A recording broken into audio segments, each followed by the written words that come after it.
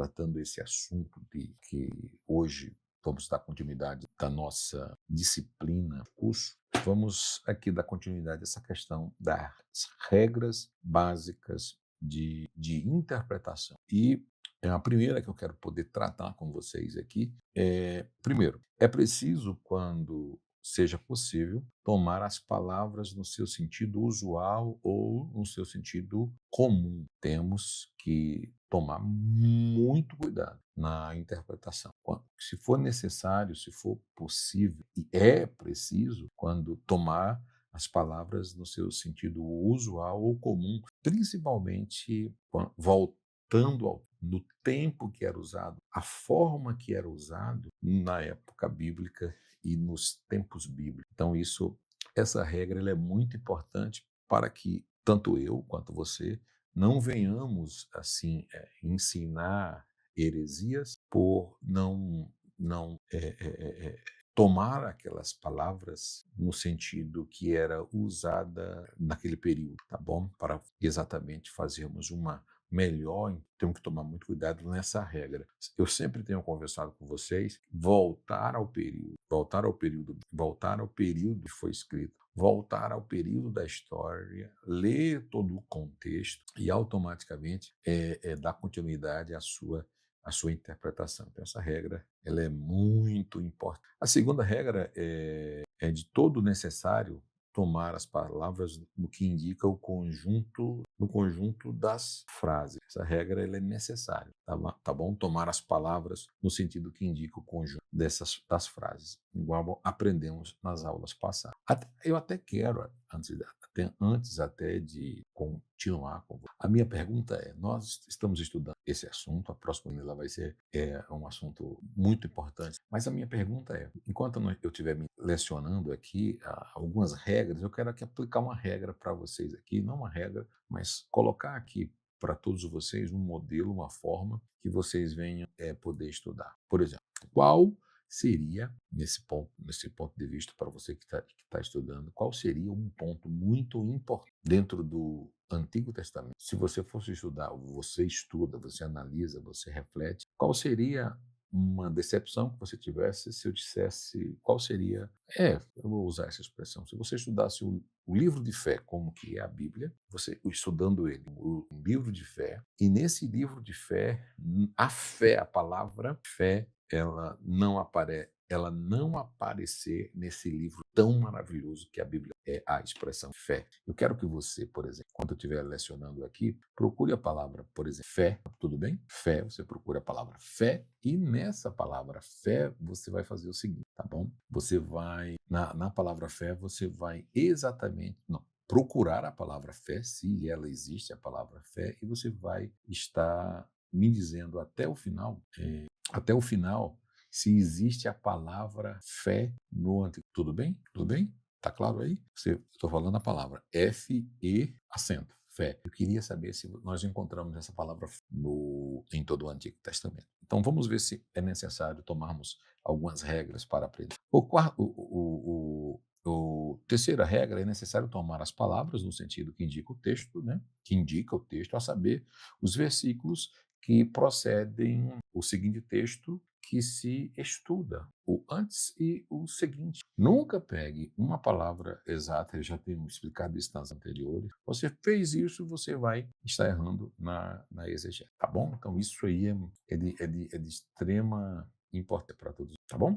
Quarta regra, é preciso tomar em consideração o objetivo e o desígnio do livro ou da passagem em que ocorrem as palavras ou expressões obscuras. Isso aqui olha, quando eu comento isso aqui é tão importante que, eu tenho, nas aulas anteriores, nas passadas, nós estamos sempre voltando ao texto anterior, indo pós o texto anterior, e eu queria poder, essa aula aqui, por exemplo, eu vou mandar para vocês, mas eu queria poder alguns textos sagrados, algumas partes, para vocês estudarem, né? E eu queria poder lecionar, na realidade, ela pessoalmente, para abrirmos alguns textos juntos e entender, tá? Mas, dando continuidade a essas regras aqui, essas expressões obscuras, eu tenho conversado muito com vocês presencialmente e estamos estudando essas regras que nos auxiliam. Eu, inclusive, na aula passada, nós falamos sobre essa questão principalmente, texto, do contexto, do que vem antes, do que vem após de um texto, para que eu não pegue apenas essa palavra isolada e crie uma heresia dele ou uma regra falsa nessa interpretação. Tá? Próximo, que é a quinta regra aqui, por gentileza, vamos aqui. É necessário, próximo ponto, para você que vai fazer uma interpretação de texto, é necessário consultar as passagens, as parábolas, né? Porém, há parábolas, há paralelos de palavras e de ideias em ensinos gerais. Eu tenho conversado muito com vocês desde o início do curso. Vocês que são meus alunos sabem que desde o início do curso eu tenho conversado com vocês exatamente a importância de consultar passagens paralelas, passagens similares, passagens no Antigo, passagens no Novo Testamento. Vocês lembram que principalmente eu conversei com vocês sobre a questão, por exemplo, de sempre quando estiver estudando o Antigo Testamento, sempre quando estiver estudando os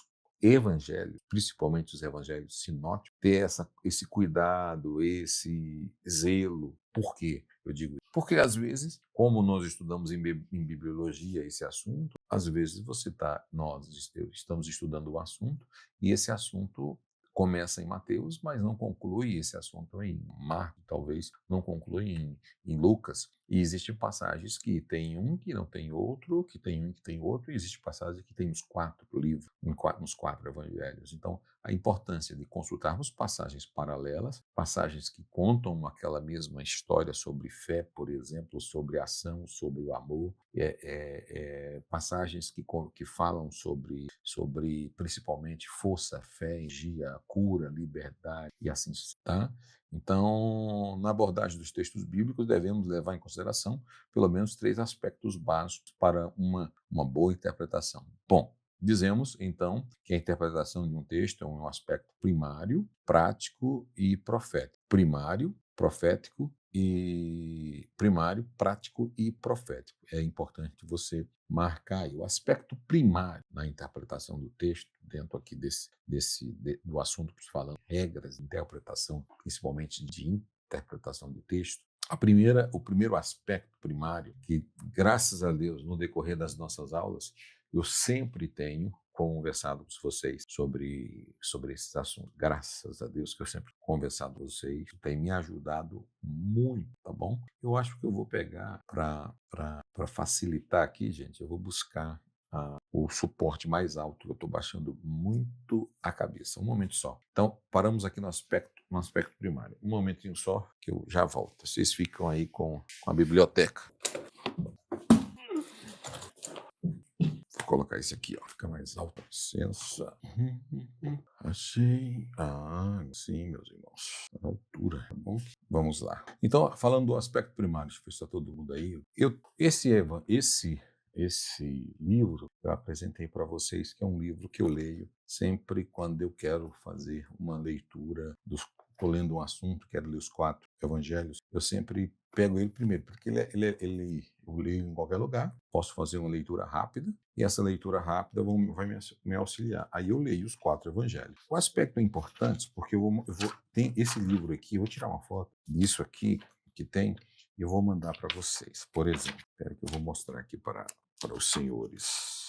Aqui no final, ele tem uma concordância bíblica. Ó, ele tem uma concordância bíblica, por exemplo, dos 4. Então, o evento que aconteceu em um e não aconteceu em outro, por exemplo. A genealogia legal e natural, por exemplo, quem conta só da é Mateus, Marcos não conta, Lucas conta, João não conta e acaba aí. Ou seja, 2 conta e 2 não conta. Maria visita Isabel. Só quem conta a história de visitando Isabel, só é Lucas. Então, os outros 3 evangelhos não contam. Aí entra a importância a importância de algumas técnicas que precisamos estudar e entender para nos ajudar. Por exemplo, eu vou falar um outro aqui, que só tem um. Por exemplo, Jesus volta a Jerusalém. Só João conta esse fato. Está aqui. Querem que eu tire e ponha no grupo para vocês? Dá um ok aí sim. Manda, professor. Eu mando no grupo para você. Tudo bem? Eu mando no grupo. Isso aqui para mim é sensacional. Essa cronologia dos eventos dos evangelhos. Eu estou estudando um assunto. Eu venho aqui, vejo quem fala e quem não fala. Eu já estudo aquele assunto em todos. Tá bom? Olha aqui. Tá? Eu vou aqui agora colocar um fato que acontece nos quatro. Por exemplo, os 12 voltam da missão. Mateus, Marcos, Lucas e João contam a história. Então, é muito importante porque você entender que existem detalhes. Olha essa história, essas histórias que só Lucas conta. Olha o tanto de assunto detalhado que Lucas conta. Olha a importância de estudarmos Lucas, tá? Olha a importância de estudarmos Lucas. Deixa eu ver aqui. Olha a importância de estudarmos o doutor Lucas, tá bom? Então isso aqui eu vou tirar foto e vou mandar para vocês logo quando encerrar essa live. Vou mandar, tá? Ok, Pinhal? Mando sim, tá? Muito importante. Muito. Bom, então vamos aqui para o primeiro aspecto para prático nessa questão aqui da abordagem que nós devemos levar em consideração do texto. O primeiro aspecto é que podemos chamar de interpretação literal. Literal vale a pena, ou seja, vale o que está escrito. Primário, chamar de interpretação literal. Vale a pena o que está escrito. B, agora isso é importante, tá? É claro que devem ser levados em considerações aquilo que nós já estudamos, os princípios básicos de interpretação que nós conversamos, que estamos conversando ao longo dessas aulas. Inclusive, a apreciação do contexto, que eu tenho conversado muito com vocês, inclusive a apreciação a apreciação do contexto em geral, antes e depois. Mas o que está escrito nessa abordagem é o que mais conta. Então, você ler a história, você entender a história, ler o contexto, você entender o contexto da história, o que acontece na sequência, aí vai facilitar toda a sua leitura. Eu desafio você, no início da aula, para fazer o quê? Vai lá e busca aí no Antigo Testamento a palavra fé. Fiz para que você, talvez agora você não consiga, mas vocês falam comigo depois no nosso grupo privado. Aí vou já falar para vocês. Só existe uma passagem que foi traduzida a palavra fé, tá? Só existe uma palavra que está em Abacuque, entendeu? Abacuque, só. E eu não vou entregar o restante que vocês vão, que depois vocês vão procurar e depois, não, deixa eu já falar, vai. Sabe onde está? Depois vocês vê aí. Só existe em Abacuque capítulo 2, versículo 4, essa expressão no livro da fé. Por exemplo, esse que a sua alma está orgulhosa e não reta nela, mas o justo pela sua fé viverá, o justo viverá pela fé. Essa é já fechando todo o cânon do Antigo Testamento. Isso, irmã Luciene, só existe essa realmente. Você viu que interessante? Abacuque 2,4, parabéns. Só existe nela.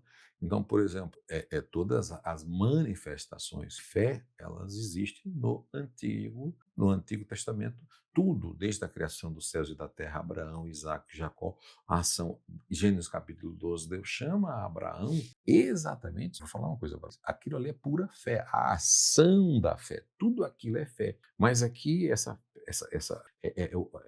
como ela se manifesta, como a fé se manifesta. Tá? Então, aqui sim, aí já no Novo Testamento, Hebreu já começa a falar sobre fé, sobre o firme fundamento da fé e etc. Inclusive, o Novo Testamento já detalha a fé em Hebreus, já detalha exatamente sobre a galeria dos heróis de fé, né? Então, aqui já em Hebreus, deixa eu ler para vocês aqui, Hebreus capítulo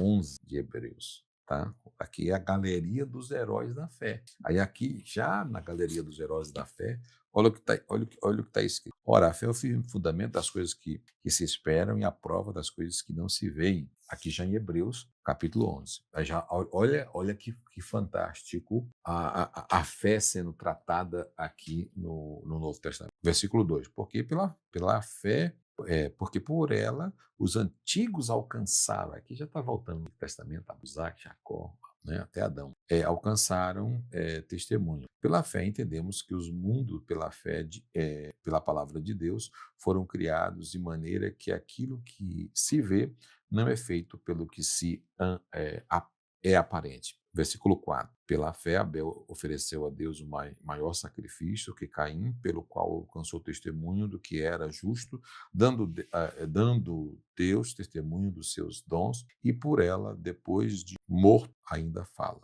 Versículo 5. Enoque, pela fé, olha que legal, pela fé, Enoque foi trasladado para não ver a morte e não foi achado porque Deus o trasladara, visto como antes da sua transladação alcançou testemunho que era grande a Deus e agradar a Deus. Ora, versículo 6. Sem fé é impossível agradar a Deus, porque é necessário que aquele que se aproxima de Deus creia que ele existe e que é galardoador dos que o busquem. Versículo 7. Pela fé, divinamente avivados, pois coisas que ainda não se viram, temeu para a salvação da sua família, preparou a arca pela qual condenou o mundo e foi feito herdeiro da justiça, que é segundo a. Então, quando nós começamos a entender esse aspecto aqui, isso aqui é muito, muito importante. Tá bom? Então, tudo no Antigo e no Novo Testamento, você vai ver que é a fé. Tá bom? Então, esse aspecto de estudarmos aqui o aspecto primário da interpretação literal, conversamos sobre isso na aula passada. O que é literal, gente, é literal. Nós não podemos transformar um sonho em literal. Nós não podemos, uma regra, marque aí. Literal é literal. O aspecto primário é saber se aquele texto está escrito, o que está escrito é literal ou é simbólico. Você tem que tomar muito cuidado sobre esse aspecto, tá bom? Bom, o segundo aspecto é o aspecto prático. O aspecto prático é a adaptação do que está escrito e também a outra realidade. De modo geral, os pregadores fazem uso da interpretação prática para anunciar a mensagem. E às vezes isso é um perigo muito grande, tá bom? Bom, na interpretação prática, adaptamos a mensagem bíblica às passagens e às necessidades e aos nossos anseios. E às vezes com essa aplicação, se você não tomar cuidado, que você pode estar errando na hora da aplicação. Porque aqui, o aspecto profético principalmente, nós temos que entender quando eu comento sobre isso, eu falo aqui de interpretação de texto, ou quando eu comento com vocês sobre pontos exclusivos de interpretação literal, alegórica ou simbólica, é aí onde as pessoas mais sofrem, porque a questão prática da adaptação da realidade, a questão primária do literal, o literal não, o literal não, você não simboliza o literal e você também não literaliza o que é simbólico. Então, o que está no texto, você tem que tentar entender que ele é, para que você não dê a ele a sua própria interpretação. Bom, o aspecto profético, a aplicação do texto, há uma esperança. Há uma esperança. É um momento em que vai acontecer do futuro. Esse é o aspecto profético. Inclusive, nós estudamos esse aspecto profético na aula passada de escatologia. Vocês lembram exatamente quando você está lendo um livro ou está lendo uma passagem, e aquela passagem não é nem para o presente, nem para o passado. Ela está relacionada para o futuro, para o que vai acontecer. Então, olha a importância, tá bom? Então, temos que tomar muito cuidado. Então, o aspecto profético é um momento que vai acontecer. É uma profecia, principalmente, do que vai acontecer. Então, eu tenho que tomar cuidado também com essa profecia que eu estou lendo, porque aí eu tenho que entender se ela é simbólica, se ela é literal, se ela é para um povo, se ela é para uma nação, se aquela profecia também é para todos os povos, se ela é para a igreja. Então, existe esse cuidado para entender o direcionamento até mesmo da profecia. Bom, é a própria esperança de que as verdades bíblicas anunciadas na nossa apostila, no texto, se cumprirão na vida das pessoas e da igreja ou no mundo. Vamos ler, por exemplo, aqui o caso de Ezequiel, tá bom? Ezequiel 37, abra sua Bíblia aí. Ezequiel 37, por favor, tá bom?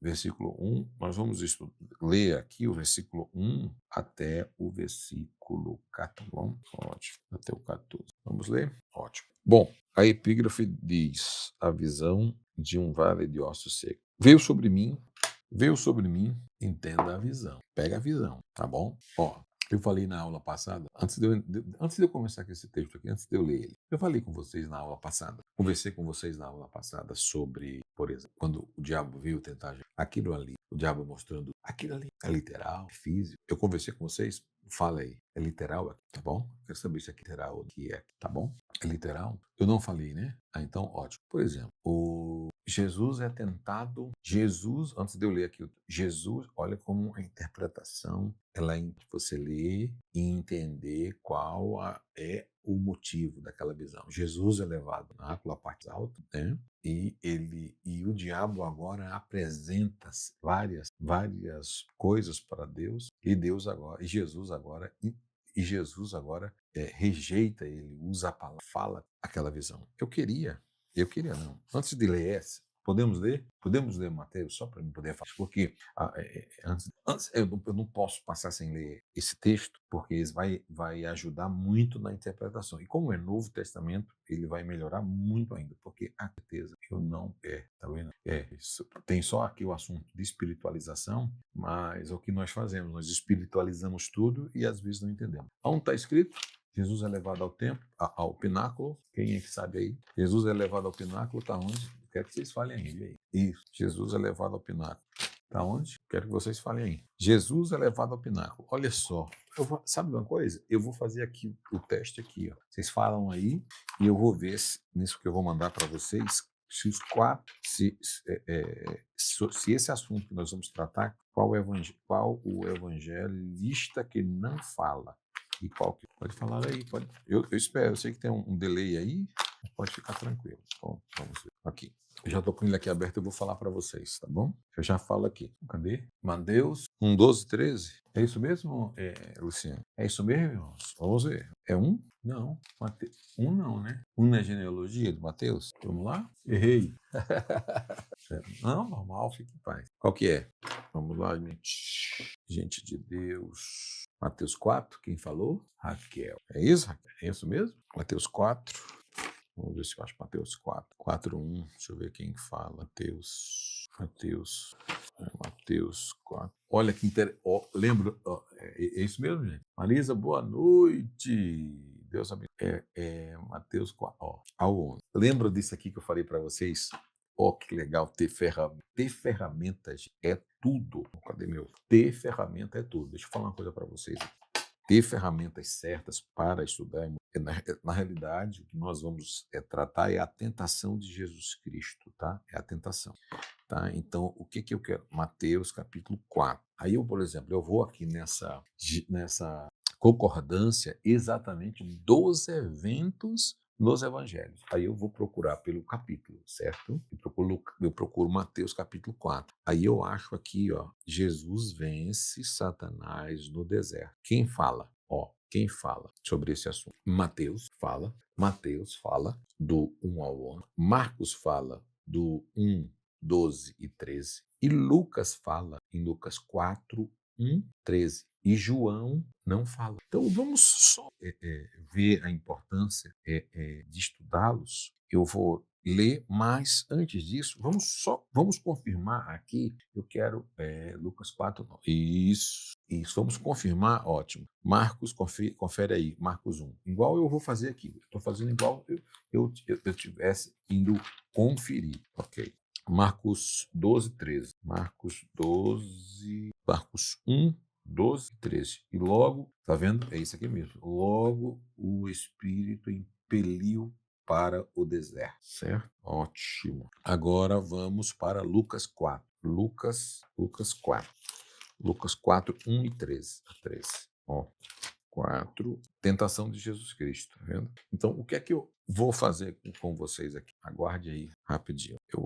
Se eu tivesse presencialmente, nós iríamos fazer uma exegese dos textos, mas eu vou apenas ler a partir de Mateus. Tá? Eu queria que vocês analisassem comigo aqui se existe alguma diferença, tá bom? Aqui até o... Bom, nos diz assim, ó, o versículo de Mateus capítulo 4, a partir do capítulo 4, versículo 1. Então foi conduzido Jesus pelo Espírito ao deserto para ser tentado pelo... Então, jejuando 40 dias e 40 noites, depois teve fome. Tá vendo só aqui o primeiro? Tá vendo aqui o primeiro versículo que está dizendo, então, foi Jesus conduzido pelo Espírito ao deserto para ser tentado pelo diabo. E, vírgula, tendo jejuado 40 dias e 40 noites, depois teve fome. E chegando-se a ele, o tentador, tá vendo? Chegando a ele, disse: Tu és o de Deus? Manda essas pedras se tornarem pães. Ele, porém, respondeu, disse: Está escrito, nem só de pão viverá o homem, mas de toda palavra que sai da boca de Deus. Olha o versículo 5, que faz você entender exatamente o versículo 1 do 4. Então o diabo ou transportou, tá escrito aí na sua Bíblia, ou transportou a cidade santa, olha o momento, e colocou sobre o pináculo do templo. E disse-lhe: Se tu és o filho de Deus, lança-te daqui debaixo, que está escrito. Ele responde com o poder da própria palavra, que os seus anjos dará ordem, né? Olha o que o diabo fala. Está escrito, ó. Ele diz, usando a palavra, que seus anjos dará ordem a seu respeito e tomar-te-ão nas mãos, para que não tropece com os pés em alguma pedra. Disse-lhe Jesus, também está escrito, não tentarás o Senhor teu Deus. Novamente, o transportou o diabo a um monte muito alto e mostrou todos os reinos do mundo e a glória dele. E disse-lhe, tudo isto te darei se prostrares-me me adorares. Versículo 10. E disse-lhe Jesus, vai-te, Satanás, porque está escrito, ao Senhor teu Deus adorarás e a ele servirás. Versículo 11. Então o diabo o deixa e eis que chegaram os anjos e o serviram. Agora vamos para quê? Vamos fazer a leitura, faça comigo, tranquilo, vamos fazer a leitura do mesmo texto de Marcos, capítulo 1, versículo 12 e 13. 12 e 13 apenas, né? Olha só, olha só o que é que Marcos fala. Fala só um capítulo, né? Só 12 e 13. Marcos 1, por favor. Aí você lê só. Vamos ler. Marcos nos diz assim, Marcos capítulo 1 e o versículo de número 12, e logo o Espírito o impeliu para o deserto. Você vê a diferença até da gramática, forma que Marcos escreve. E ali esteve no deserto 40 dias, tá? Só 40 dias, tentado por Satanás. E vivia entre as feras e os anjos o serviram. Olha a conclusão, 2 versículos só contando a história, tá? Então, olha só, e logo o Espírito impeliu para o deserto e ele esteve no deserto 40 dias, e tentado por Satanás, tá? E vivia entre as feras, olha só, e os anjos o serviam. Agora vamos para Lucas 4, 13. Lucas, vamos ver o que você viu como ele foi resumido aqui o assunto, Marcos? Agora vamos ver Lucas 1, por favor. Abra sua Bíblia em Lucas 1. Lucas 1 e o versículo 12. Lucas 4, perdão.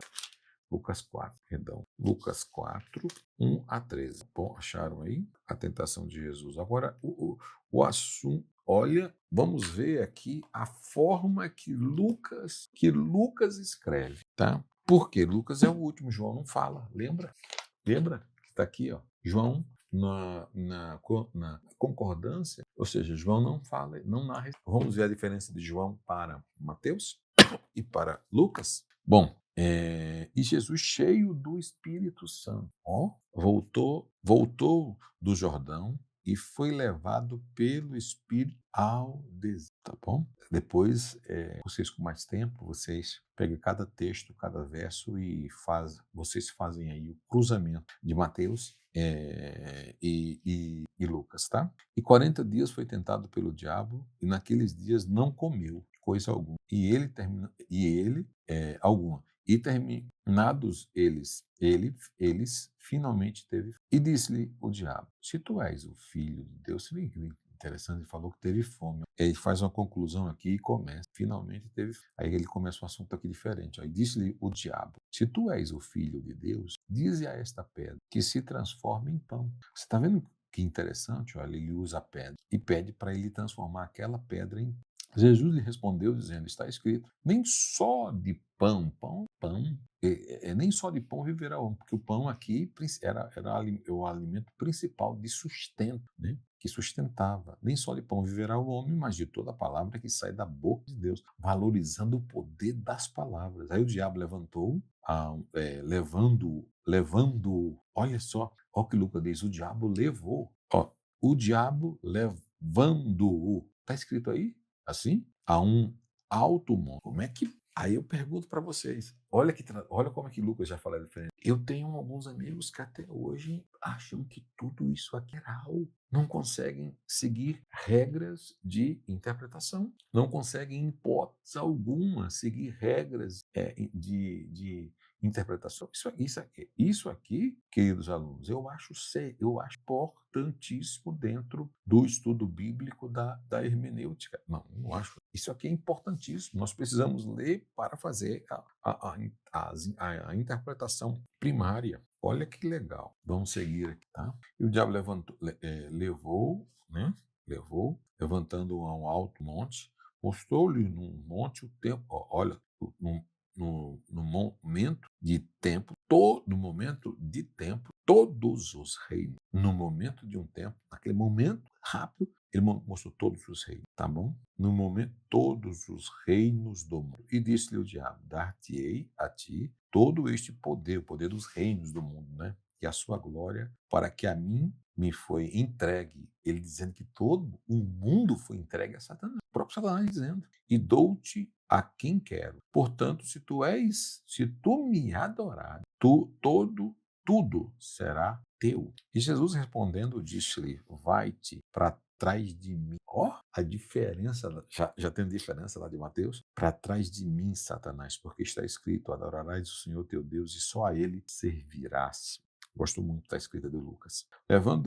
Levando também a Jerusalém, pô-lo sobre o pináculo do templo e disse: se tu és o filho de Deus, lança-te daqui debaixo, porque está escrito: mandarás os teus anjos acerca de ti e te guardarem, e te sustente nas mãos, porque nunca tropeces com teus pés em alguma pedra. Jesus respondendo disse-lhe: dito está, não tentarás o Senhor teu Deus. E acabando o diabo toda a tentação, ausentou-se dele por algum tempo.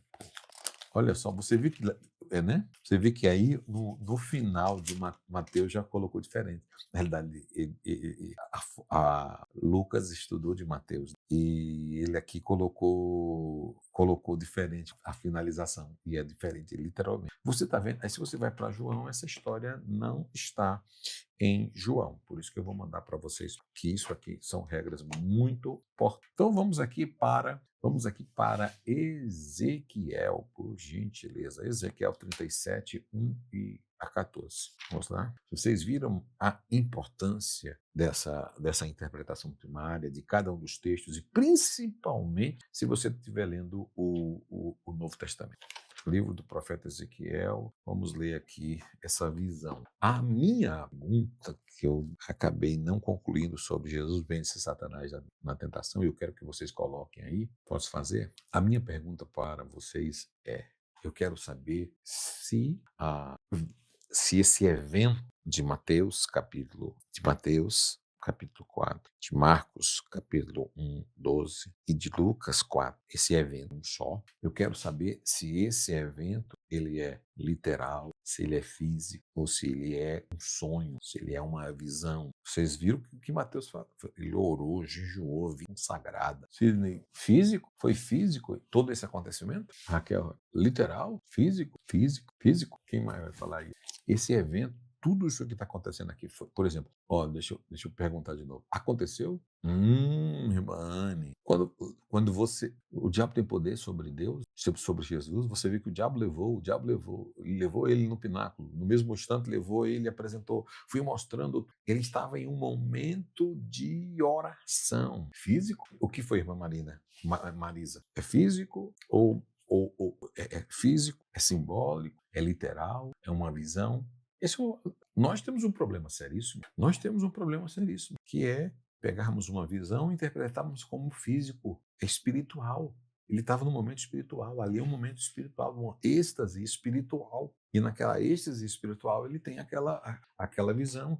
Ou você acha que naquele momento que ele estava, o diabo pega ele cheio de poder, Lucas fala cheio do Espírito Santo, aí o diabo pega ele e diz, vamos para lá. Pega ele, vamos para ali. Uma visão, é uma visão. Tá claro? Então, agora imagina, nós estamos aqui em uma aula de homilética tratando desse assunto. Esse assunto é tão importante, eu fiz questão de ler 3, porque a grande maioria das pessoas interpretam isso daqui como literal, como se o diabo veio, apresentou todos os mundos, tá aí, fisicamente, apresentou os poderes, elevou ele. Não, mas eu tenho que ler todo um contexto. Nós não estamos aqui fazendo a exegese, lendo o contexto de uma forma geral. O próprio texto já se explica de Mateus. Está claro?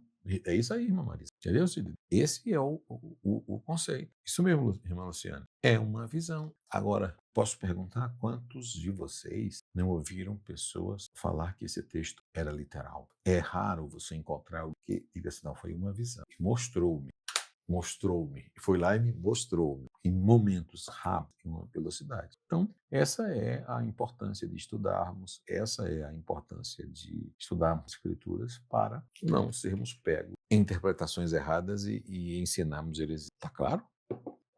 Posso falar para vocês e confessá-los, eu já preguei muito errado essa passagem. Muito, muito. Por falta de estudo hermenêutico, por falta de um entendimento sobre interpretação. Não me preocupar. Porque quando você não se preocupa, você não está nem aí, as pessoas não vão falar nada. Mas a preocupação é minha, ela tem que ser minha. Agora eu gosto assim, Sidney. Pode observar, ele quando começou a receber a visão, até o final da visão, ele estava no mesmo lugar, no mesmo, cansado, porque ele estava jejuando. E Mateus fala uma coisa muito importante, Mateus 4, não é isso? Mateus fala uma coisa muito importante. Ele foi conduzido ao 4:1. Jesus pelo Espírito ao deserto para ser tentado pelo diabo, e tendo jejuado 40 dias e 40 noites. Mateus fala que ele jejuou de dia e de noite. Você percebe que Lucas já não fala de dia e de noite, fala só de dia. Aí você vê o que importantíssimo aqui, nessa introdução. Então foi conduzido Jesus pelo Espírito ao deserto para ser tentado. Imagina, Jesus foi como? Jesus foi trasladado para o deserto, aí daqui a pouco ele estava no deserto, aí estava fazendo o que no deserto? Ele não estava no deserto. Aí quem fala?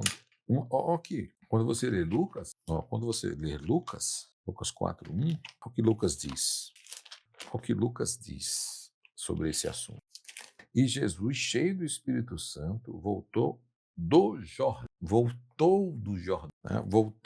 Jordão e foi levado pelo Espírito Santo ao deserto, pelo Espírito Santo. Aqui ele já diz, pelo Espírito Santo. Depois vocês, com mais detalhes, vão analisando. 40 dias foi tentado pelo diabo. Naqueles dias não bebeu e não comeu. Tá bom? Então isso aqui é sensacional, mostrando-nos exatamente a importância da interpretação e de lermos textos paralelos e textos que contam uma história. Mas nós aprendemos um pouco sobre isso na história de bibliologia. Ezequiel 37 nos diz assim, 1:14. Veio sobre mim, olha o que ele diz, olha, por favor, tá? Por favor. Olha a expressão, veio sobre mim a mão do Senhor e ele me fez sair no Espírito do Senhor. Olha aí, posso perguntar? Eu nem vou continuar a leitura aqui, mas você já está analisando, já está vendo aqui que eu não posso, em hipótese alguma. Olha,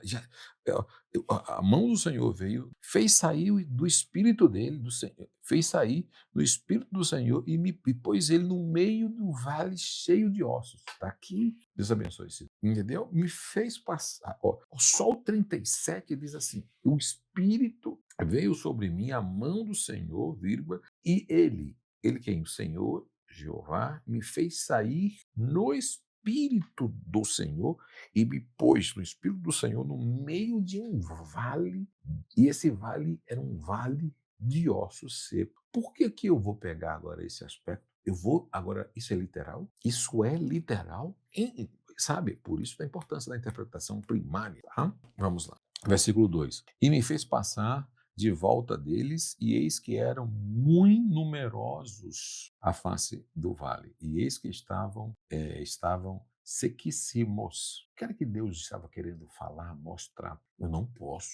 Isso aqui é uma forma de Deus falar com o feto sobre principalmente a situação da nação, como estava a situação da nação. E me disse, filho do homem, porventura viverá estes ossos? Como é que Deus faz uma pergunta? Como é que Deus faz uma pergunta?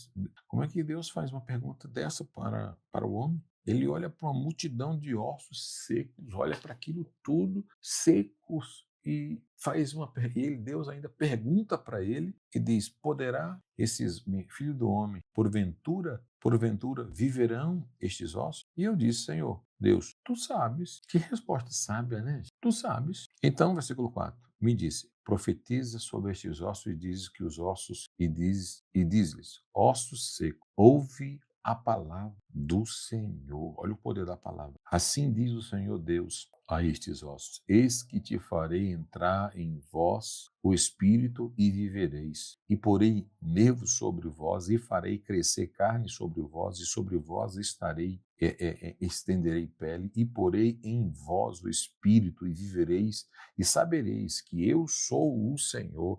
Então profetizei como me deu ordem o Senhor, né? E houve um ruído enquanto eu profetizava. Eis que fiz, olha que legal, eis que se fez um rebuliço e os ossos se encheram, cada ossos, os seus ossos. Você imagina o que ele estava enxergando nessa visão?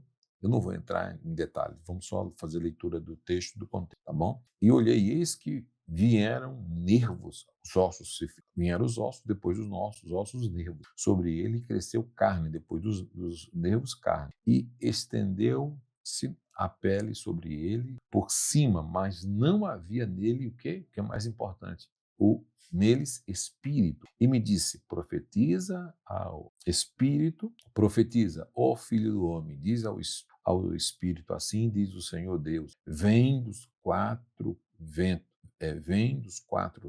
o Espírito e assopra sobre estes mortos para que vivam. E profetizei como ele me deu a ordem, então o Espírito entrou neles e viveram, e se puseram em pé um exército grande e extremo. Então me disse, filho do homem, estes ossos são olha só o significado da profecia, estes ossos, filho do homem, são toda a casa de Israel. Eis que dizem, os nossos ossos se secaram e pereceu nossa esperança. E nós mesmos estamos cortados. Portanto, profetiza e diz-lhes, assim diz o Senhor Deus, eis que eu abrirei os vossos sepulcros e vos farei subir das vossas sepulturas, e o povo meu vos trarei à terra. Olha que sensacional essa passagem de Ezequiel. Na interpretação primária, volte aí para a sua apostila, por favor. Na interpretação primária,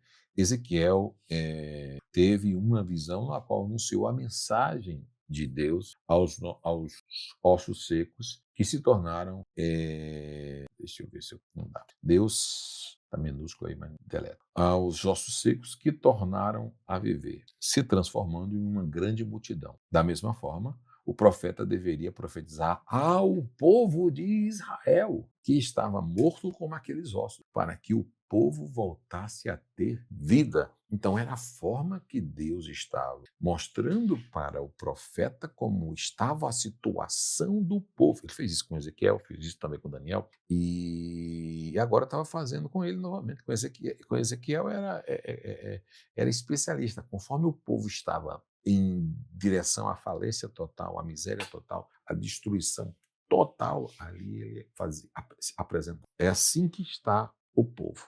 É assim que o povo se encontra. E agora, do jeito que esse exército está, do jeito que o meu povo está, eu quero que você vá lá e profetize como você profetizou para este exército, né? Então aqui nós encontramos exatamente a interpretação prática. Deus fala ao seu povo de uma forma poderosa. Interpretação prática. Deus está falando hoje aos seus verdadeiros ministros, hoje, né? Para seus ministros, né? Verdadeiros ministros que falem aos ossos secos deste mundo, ou seja, a igreja sem vida e aos homens sem igreja, sem vida e aos homens sem Deus, a fim de que o Espírito possa, através de Jesus Cristo, abençoar de uma forma abundante através da ministração da palavra. Então, hoje você pode pregar assim. Agora, em uma interpretação profética. O texto bíblico é uma mensagem também que fala dos fins dos tempos. O Espírito de Deus será derramado sobre toda a carne, né? A terra será transformada e todos viverão a verdadeira vida. Tá? Então, é um assunto muito importante para se tratar. Esse assunto de Ezequiel, eu até mandei o livro de Ezequiel aí, para vocês estudar. Lembre, é o melhor que nós temos de Ezequiel para ser estudado hoje em pleno século XXI, tá bom? Bom, agora, dando mais um passo ao assunto, vamos à questão da espiritualização. Como hoje tudo nós espiritualizamos, tudo se espiritualiza. Nós pegamos o que não pode espiritualizar e espiritualizamos. Nós pegamos o material, nós pegamos algo físico e o materializamos, e o espiritualizamos. Nós pegamos o espiritual e o espiritualizamos. E nós temos uma tendência em espiritualizar exatamente tudo. Quem não lê, quem não estuda a Bíblia, está enfadado a espiritualizar algo que não é. O que é espiritual é espiritual. Então, espiritualizar um texto é um problema. Então, vamos para esse assunto, tá bom? Bom, sobre o assunto da questão da espiritualização do texto. Bom, é um erro que se deve evitar na interpretação bíblica. Por quê? É o de se espiritualizar tudo. A Bíblia é um livro que registra a vida de um povo de todos os seus aspectos. A mensagem de Deus leva em consideração as pessoas com elas e se preocupa com as suas necessidades em todas as áreas e também em suas dimensões. Muitos pregadores têm o defeito de transformar tudo. Aqui, na realidade, permita-me, não é só pregadores, mas também pastores. Quando fala aqui pregadores, principalmente que estão pregando. Mas tudo o que leem fazem uma interpretação espiritual, sem ser espiritual. Muitos pregadores e muitos pastores têm o defeito de transformar tudo que leem em matéria puramente espiritual. Esquecendo-se de que o homem também vive de pão. Quanto a palavra de Deus se refere ao pobre, está se referindo ao pobre mesmo, aquele que não tem dinheiro, aquele que depende de outro para viver. Pobre é o que depende de outra pessoa, tá? De outros para viver. O fato da existência de pobre de espírito não significa que todos os pobres mencionados na Bíblia são apenas deus. Está claro isso? Tem um pobre de pobreza e tem o pobre de espírito, tá bom? Que depende do outro. Mas se a Bíblia fala que Deus cura os enfermos, então nós devemos cair na tentação de acreditar que os enfermos da Bíblia são pessoas com doenças simplesmente espirituais. Bom, ao prometer vida com abundância, Jesus está falando da vida aqui na terra, não somente na vida eterna. E não somente na vida eterna. Da mesma forma, acontece com outras palavras e expressões comumente interpretadas num sentido espiritualizado, quando se referem às coisas concretas. Isso aqui é sensacional. O quê? Exatamente a espiritualidade. A partir de hoje, cuidado para não errar. Bom, esse assunto aqui é tremendo, que é figuras e retórica do texto bíblico. Por exemplo, de nós encerrarmos. O estudo sobre essa questão de figuras e retórica do texto bíblico, o estudo das figuras de linguagem do texto bíblico pertencem à retórica. Porém, analisamos apenas que mais nos interessa, mais, assim, diretamente ao texto bíblico, é a sua exegese. Próximo assunto, nós vamos tratar essa questão de figura, eu preciso aqui tratar um assunto completo. Essa questão de figura de linguagem, as figuras da Bíblia, os símbolos disso, eu preciso tratar com vocês com mais tempo, porque, no caso, as metáforas, aqui, metonímia, hipérboles, essas questões aqui eu preciso tratá-las todas em uma aula só. Símbolo, né? Parábolas. Então, a partir de agora, sinedoc, todo esse assunto aí, essa sequência, eu preciso de uma aula.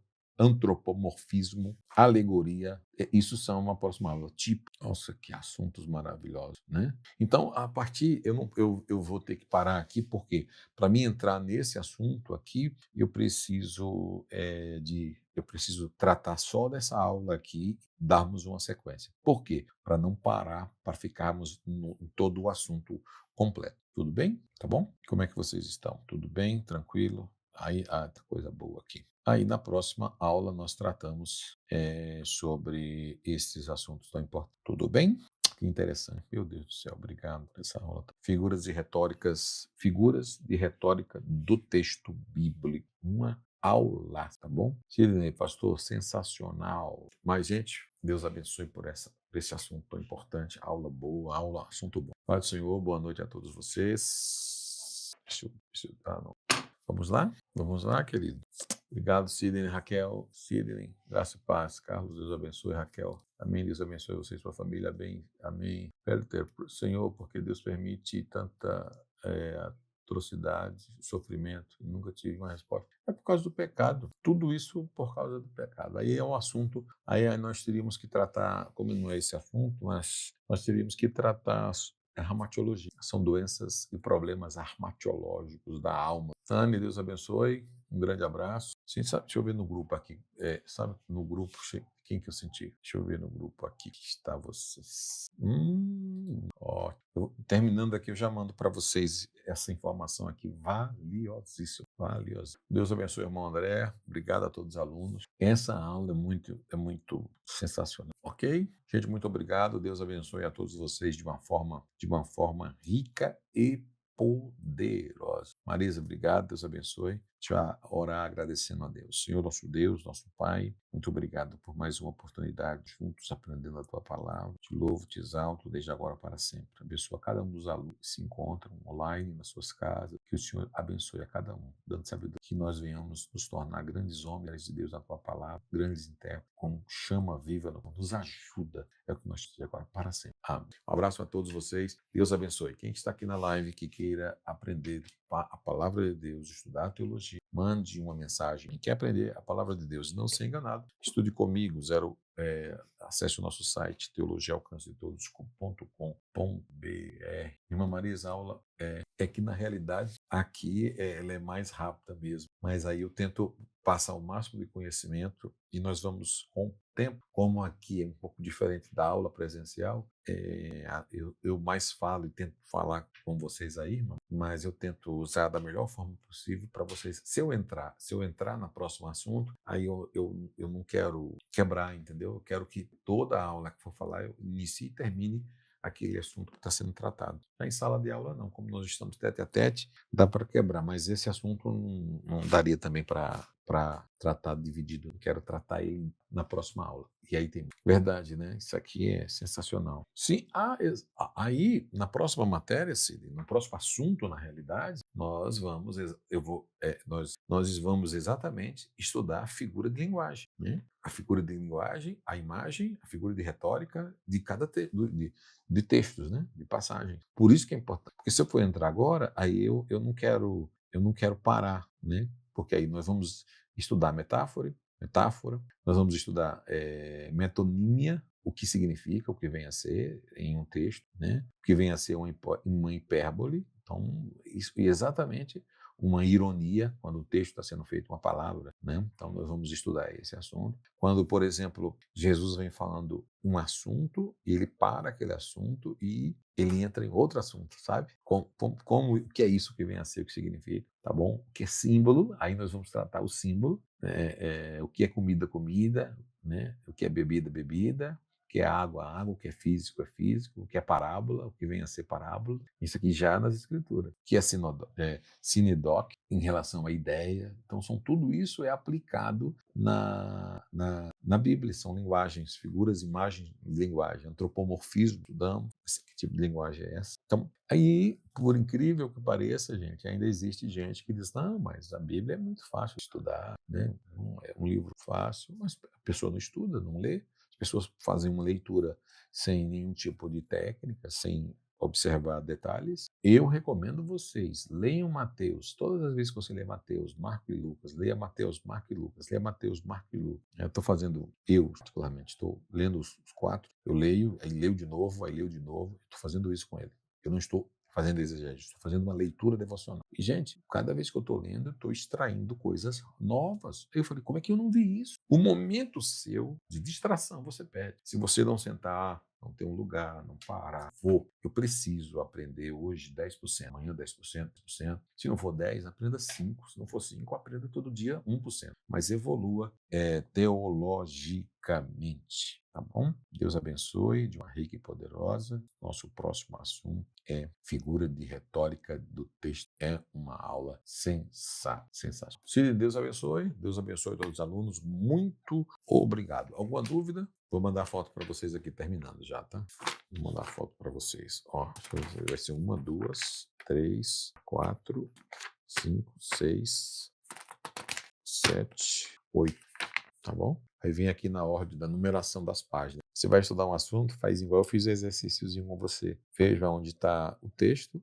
Pronto, tá bom? Veja onde está o texto e vamos estar estudando. Vou mandar para vocês agora no privado, tá bom? Aqui vai só para o grupo da sala presente. Deus abençoe a todos. Muito obrigado. Deus possa abençoar todos vocês de uma forma especial. Vai agregar muito na vida de vocês. Obrigado, gente. Estou qual o nome? Qual livro? Desse aqui? É esse aqui, ó. Na realidade, é os 4 evangelhos da Bíblia, na versão do King James.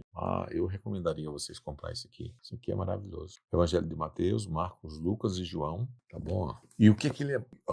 Que ele é bom, bacana? Ele é uma nova tradução e ele tem algo bacana que é, por exemplo, ele tem a versão King James e embaixo vem o comentário. Aqui tem a tradução bíblica e aqui vem o comentário, comentando os pontos dos evangelhos, tá vendo? Tá vendo? E aqui ele faz comentário daquilo que está escrito, então auxilia muito. Olha, 60% aqui é comentário. Isso aqui. Eu dá uma olhada no Google aqui, deixa eu ver. Olha que legal. Deixa eu ver no Google aqui, deixa eu ver aqui. Aí eu já mando no link, tem aqui, os 4 evangelhos. Eu já mando o link aí para vocês agora, pera ainda. Deixa eu ver aqui, mando aí, porque sabe o que vocês fazem? Faz o pedido que quiser. Deixa eu já ver isso aqui agora. Já faz o pedido. Deixa eu ver. Os quatro evangelhos. King James. Isso. King James. Editora Abbas Press, né? É isso. Abbas. Ixi, achei. Gente, eu vou mandar para vocês. Vocês podem comprar pela Amazon.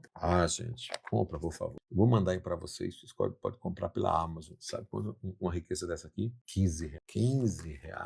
Meu Deus do céu. Deixa eu mandar aqui no grupo. Vou colocar isso.